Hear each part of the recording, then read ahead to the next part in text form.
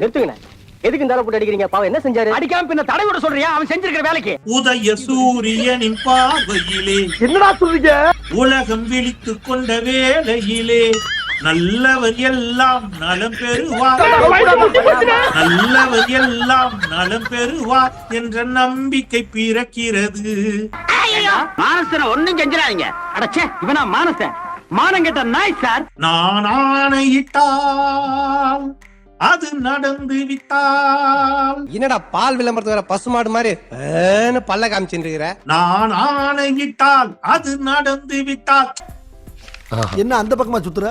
நீ அறிவாளின்னு சொல்றா லூசு. ஒருவன் ஒருவன் முதலாளி, உலகில் மற்றவன் தொழிலாளி. எப்படி நல்லா இருக்கா? இவன் சரியான பைத்தியம் இல்ல, சரியாகாத பைத்தியம்டா. ஒருவன் ஒருவன் ஒருவன் ஒருவன் ஒருவன் ஒருவன் முதலாளி, உலகில் மற்றவன் தொழிலாளி. தென்பாண்டி சீமையிலே தேரோடும் வீதியிலே மான் போல வந்தவனை யார் அடித்தாரோ? அவன் சோகத்துல உட்கார்ந்துட்டு இருக்கான், நீ பாட்டுக்கு லிப்பு மட்டும் கொடுக்குற. பையன் சார் இந்த பால்சாமி.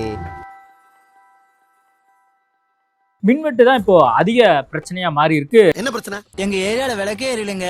ரோட்லயா வீட்லயா? ரெண்டுலயும் தாங்க. இளவும் கரண்ட் எங்க போச்சுன்னு தெரியல. பாதியில வருது, பாதியில போகுது, பாடியில போறது. போட்டு விடுங்கடா கரண்ட. தினமும் வந்து போராட்டம். நைட் ஆனா வந்து எங்களால தூங்க முடியல.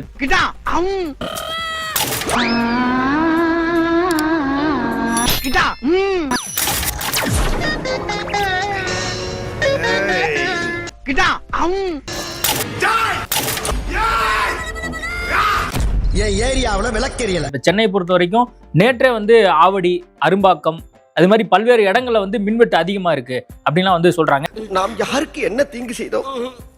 நமக்கு மட்டும் ஏன் இப்படி எல்லாம் நடக்கிறது? அந்த சொக்கநாதரின் திருவிளையாடலை நம்மிடம் தான் காட்ட வேண்டுமா? எக்ஸாக்ட் காரணங்கிறத யாருமே சொல்ல மாட்டேங்கிறாங்க. கரண்ட் எப்ப சார் வரும்? கரண்ட்ங்கிறது சொந்தக்காரங்க மாதிரி, போனாலும் சரி வந்தாலும் சரி அதை பத்தி கவலைப்படக்கூடாது சார். மின்வெட்டு பிரச்சனை கோடை காலத்துல வரும், அது நம்ம இயல்புல புரிஞ்சுள்ளது. ஆனா செயற்கையான ஒரு தட்டுப்பாட்டை ஏற்படுத்துறதுக்கு சில சமூக விரோதிகள் முயற்சி பண்றாங்கிறது கண்கூடா புரிவாயிருச்சு. ஆட்சி முடிகிற வரை நல்லா இருந்தது, முடிஞ்சதுக்கு அப்புறம் ஏன்டா வந்தது? நான் சொன்னேன் அப்பவே திமுக காரன் வேலை தான். என்ன நினைச்சுக்கிட்டீங்க எல்லாரும்? நானும் பல கெட்டப்ப கஷ்டப்பட்டு போட்டு வர்றேன், பார்த்த உடனே பாடி சொல்றா நான் கெட்டப்ப என்னடா மரியாதை? எப்படி கண்டுபிடிக்கிறீங்க? அதெல்லாம் ஒரு தொழில் ரகசிய ஐயாச்சாமி. திமுக காரன் என்ன பண்றான், எங்கெங்க டிரான்ஸ்ஃபார்மர் இருக்கோ அங்கெல்லாம் அது இருசக்கர வாகனத்துல நைட்ல போய் ஃபியூஸை பிடிங்கி பாக்கெட்ல வச்சுட்டு வந்துடுறான்.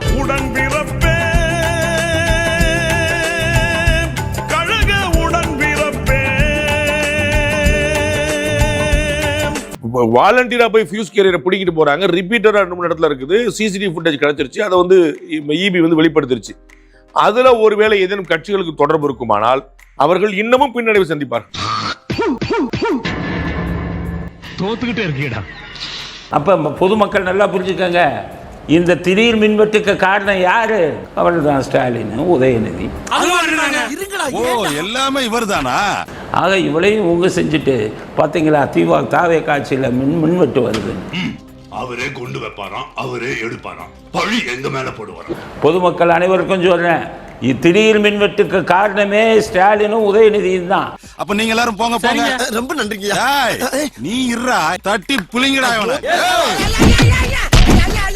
ஒரு தகவல் என்ன கிடைச்சது, தலைமைச் செயலகத்துல அந்த மின் வாரியம் இருக்கக்கூடிய அந்த துறை ஒரு 3 மணி 4 மணிலாம் ஆச்சுன்னா வந்து பயங்கரமா நமக்கு வந்து இந்த வறுத்த முந்திரி பருப்பு, அந்த இது சாண்ட்விச், அது வாங்கிட்டு பயங்கரமா செலவழிச்சிட்டு எங்க பாட்ட காசை கண்ட இடத்துல இறச்சி விட்டுருக்க.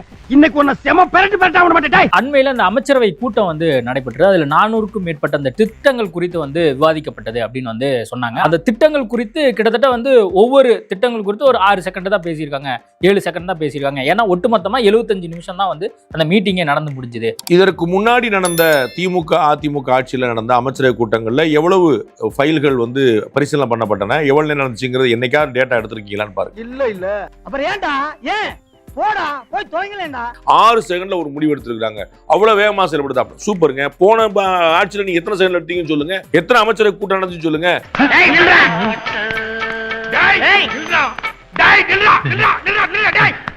எத்தனை நீங்க அதையே எப்படி மாத்தி சொன்னீங்க தெரியுமா? எழுதி பார்த்துக்க. நீங்க விரைவாக நடவடிக்கை எடுத்தாங்கன்னு சொல்லுவாங்க. அதே 400 திட்டங்களுக்கு ஒப்புதல், 500 திட்டங்களுக்கு அப்படியே மாத்தி சொல்லுவாங்க. அமைச்சரவை கூட்டத்தில் 400 திட்டங்களுக்கு ஒப்புதல். 400 திட்டத்தை எப்படி ஒப்புதல் கொடுத்த? நீங்க எடுத்து பாருங்க. கடந்த ஆட்சியில வந்து இதை அப்படியே மாத்தி சொல்லுவாங்க. இந்த ஆட்சியில 6 செகண்ட்ல நீ எப்படி ஒரு திட்டத்தை முடிவெடுத்த? பிச்சைக்காரன் நாயே, இந்த பாரு உன்னை நான் விட மாட்டேன். படுக்க வச்சு உன் மூஞ்சில ஈயம் பூசாம விட மாட்டேன். அமைச்சரவை கூட்டத்தை பற்றியே அறியாதவர்கள் தாவே காட்சிக்கு எப்படியாவது ஒரு அவதூறை ஏற்படுத்த நினைக்கிறவங்க சொல்லக்கூடிய விஷயம். இது உனக்கு தெரிஞ்சு போச்சா? காலையில இருந்து ஈவினிங் வரைக்கும் வந்து சிஎம் அவர்கள் தலைமைச் செயலகத்தில் இருக்காரு. அதுக்கப்புறம் என்ன பண்ண போறாரு, என்ன பண்றாரு அப்படின்னு தான் வந்து கேக்குறாங்க. என்ன பிரச்சனை உனக்கு?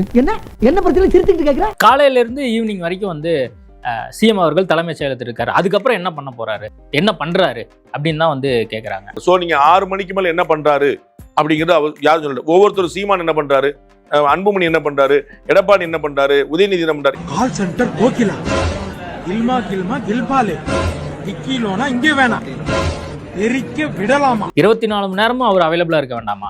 அப்ப வந்து ஒரு ஆள் ஃபுல்லா இருக்கணுமான இருக்க வேண்டிய அவசியம் இல்லைன்னு சட்டம் சொல்லுது. இவனும் ஈக்குவலா மைண்டம் பண்றானே. காலையில 10 to ஈவினிங் 5 மணி வரைக்கும் இருக்கிறத ஒரு மிகப்பெரிய ஒரு பெருமையா வந்து அமைச்சர்லாம் சொல்றாங்களே. காலையில இருந்து சாயந்தரம் வரைக்கும் இருக்கிறாருங்கிறதே பெரிய விஷயம். அதுவே நார்மலா நம்ம கேள்விப்பட்டது இல்லை. நீங்க கேள்விப்பட்டிருக்கீங்கன்னு சொல்லுங்க. நான் ஒரு 27 வருஷமா இருக்கேன், நான் கேள்விப்பட்டது இல்லை. நீங்க அதுக்கு கொஞ்சம் கம்மியா வந்திருப்பீங்க. நீங்க கேட்டா சொல்லுங்க. இல்ல சார், அந்த சிஎம்லாம் வந்து அங்கேயே தான் சார் பழியா கிடந்தாருன்னு சொல்லுங்க. நோ, இவன்லாம் ஒரு லீடரு, இவனுக்கு 2 பாட். அப்படியெல்லாம் விட்டுற கூடாதுங்க. அப்புறம் நம்ம மேல இருக்கிற பயம் போயிடும். கேம்ப் ஆபீஸ் கூட வந்து இயங்குதான்னு தெரியல. ரொம்ப சீக்கிரசியா வந்து எல்லாமே மெயின்டைன் ஆகுது இந்த அரசாங்கத்துக்கு. உங்களுக்கு என்ன தெரியணும்? இதுக்கு முன்னாடி என்ன தெரிஞ்சது, இப்ப என்ன தெரியலன்னு சொல்லுங்க.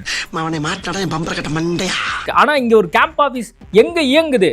பனையூர்ல இயங்குதா இல்ல அவர் இருக்கக்கூடிய அபார்ட்மெண்ட்ல இயங்குதா அப்படிங்கிற வரைக்குமே ஒரு சந்தேகம் இருக்குல்ல. உங்களுக்கு என்ன பிரச்சனைன்னு கேக்குறேன். எந்த பால் போட்டாலும் கோல் போட்டுறானே. உங்களுக்கு என்ன பிரச்சனை? அதுல உங்களுக்கு வந்து ஃபைல் நகரணுமா, ஃபைல் எங்க இருந்து நகரணும்னு தெரியணுமா? அப்ப நீங்க அவருடைய பர்சனல் வாழ்க்கையில தலையிட்டு நீங்க ஏதாவது வந்து ஒரு இழிவுபடுத்த முடியுமா நீங்க பாக்குறீங்களா? தவிர உங்களுக்கு நல்ல நோக்கம் இருக்கிற மாதிரி தெரியலையே. பேய் இந்த ஓன ஆள் நடமாட்டமே இல்லாத இடமா பார்த்து அடிச்சு சாப்பிடுங்க. அவர் செயல்படுறாரா இல்லையான்னு கேளுங்க. நான் தான் சொன்னேன், கடந்த ஆட்சியில 450 ஃபைல் வச்சுன்னா 450 ஃபைலை ஒரே அமைச்சர் கூட்டத்தில் ஒப்புதல் வழங்கினாலும் பெருமை பேசுவீங்க. இப்ப 450 ஃபைல் எப்படிங்க 6 செகண்டுக்குள்ள முடிச்சீங்கன்னு கேக்குறீங்க. உங்களுடைய நோக்கம் அப்படியே ரிவர்ஸ்ல இருக்கா இல்லையா?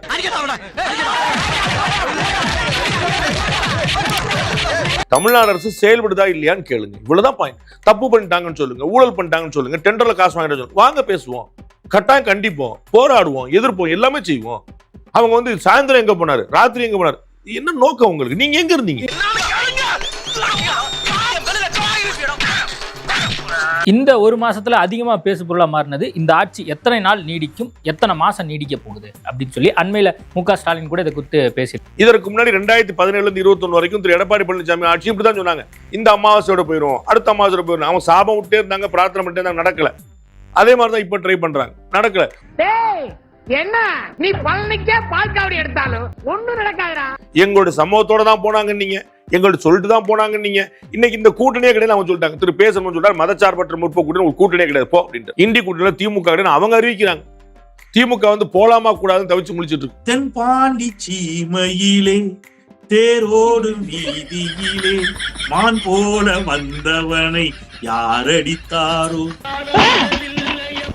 அவன் சோகத்துல உட்கார்ந்துட்டு இருக்கான், நீ பாட்டுக்கு லிப்பு மட்டும் கொடுக்குற.